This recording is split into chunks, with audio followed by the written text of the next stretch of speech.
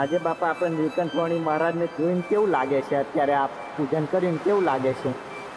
ભવ્ય ભવ્ય દિવ્ય અલૌકિક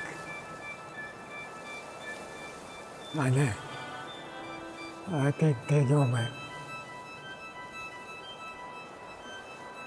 બાપા આ નીલકંઠવાણી મહારાજના જે દર્શન કરશે એને શું ફળ મળશે? અલૌકિક અક્ષરધામ. અક્ષરધામની પ્રાપ્તિ થશે. એના બધા શુભ સંકલ્પો પૂરા થશે. અહીંયા આગળ જે આ ચોક્કસ ચોક્કસ બાપા આપની સૌથી પ્રિય મૂર્તિ આ છે, નીલકંઠવાણી તપ કરતી મુદ્રા.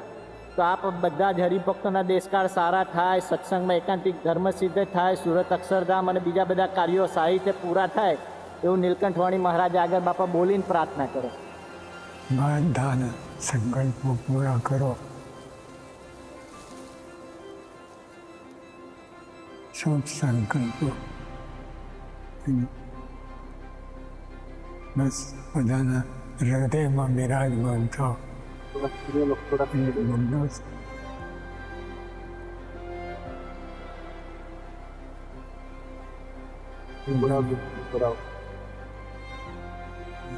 બધાને દિવ્ય સુખ આપો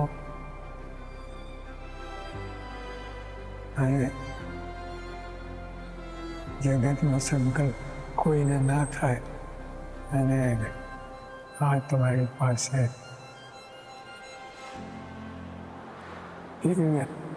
એવો સુખ આવે. બધા જે સંકલ્પ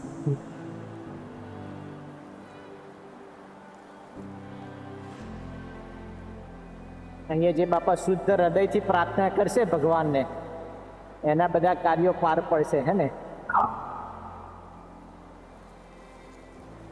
આ શુદ્ધ હૃદય જોઈએ.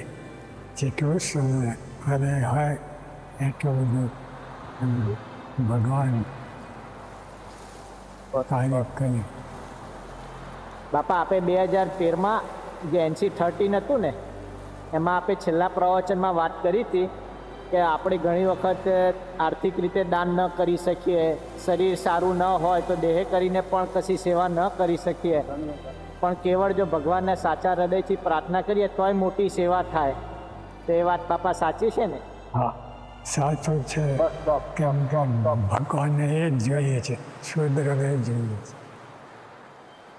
બીજું બધું તો ઠીક છે, પણ શુદ્ધ હૃદય ભગવાનને